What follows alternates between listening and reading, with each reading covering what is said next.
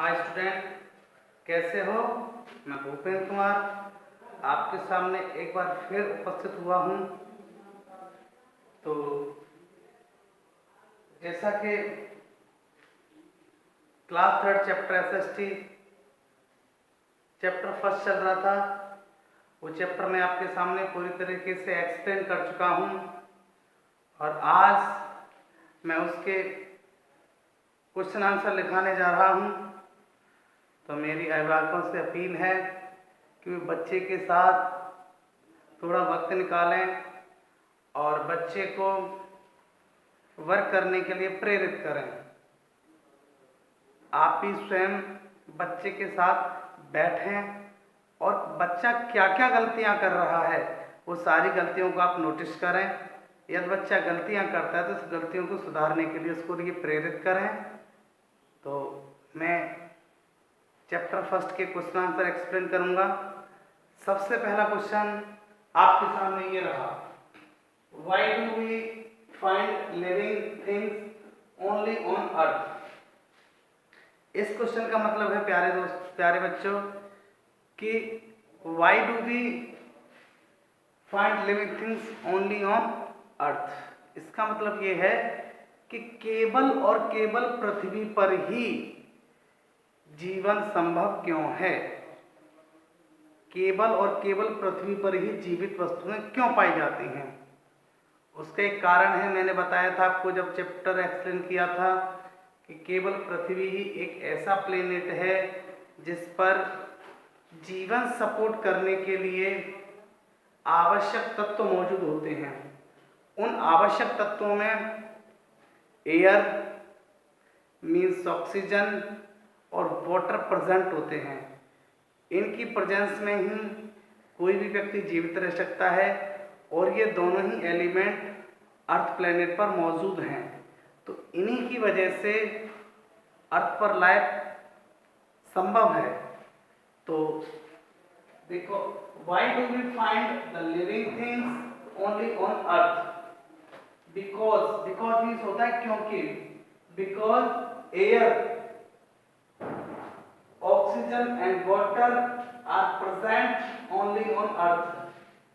मैंने यहाँ पर एयर और ब्रैकेट में ऑक्सीजन इसलिए लिखा है कि और भी प्लेनेट पर बहुत सारी गैसेस पाई जाती हैं, लेकिन हमें जीवित रहने के लिए ऑक्सीजन की जरूरत पड़ती है।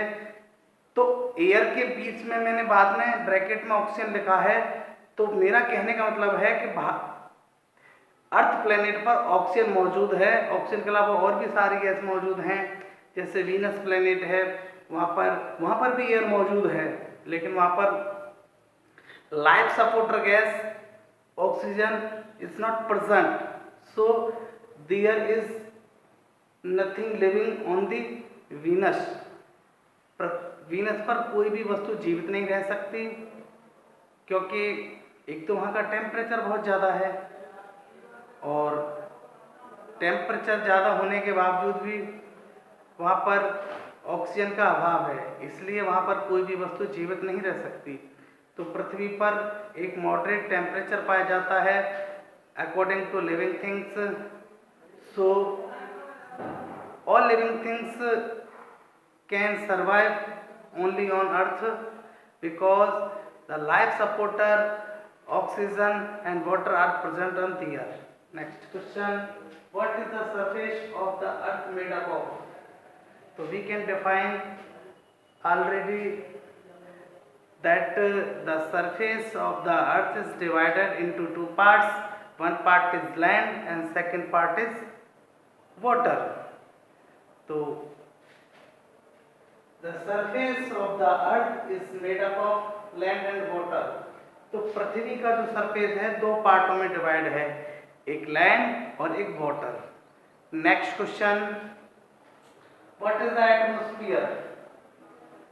जब मैं चैप्टर एक्सप्लेन कर रहा था तो B explain about you that atmosphere. What is atmosphere? तो we explain the layer of air around the earth that is called atmosphere. पृथ्वी के चारों तरफ हवा की परत को ही हम एटमॉस्फेयर कहते हैं। इस एटमॉस्फेयर में बहुत सारी गैसें प्रेजेंट होती हैं। तो हवा के चारों तरफ का पृथ्वी के चारों तरफ की जो लेयर होती है, हवा की मोटी परत होती है, उसी को हम एटमॉस्फेयर कहते हैं। तो डियर स्टूडेंट, आज मैंने आपको question number first, question number second and question number third explain किया है। इन तीनों क्वेश्चंस को आप अपनी कॉपी पे लिखेंगे और मैं गार्जियन से भी अपील करूंगा कि आप सभी सम्मानित गार्जियन अपने बच्चे के साथ बैठें और उनकी गलतियों को नोटिस करें और गलतियों को सुधारने के लिए उनको प्रेरित करें। तो आशा करता हूं कि ये क्वेश्चन आंसर आपके समझ में आएंगे। बाकी 2 क्वेश्चन और बचे हैं, वो मैं आपके लिए कल बताऊंगा। आज शाम को ये तीनों क्वेश्चनों की कॉपी आप फेयर बनाएंगे और उनकी पिक्चर्स आप ग्रुप में सेंड करेंगे। Thank you.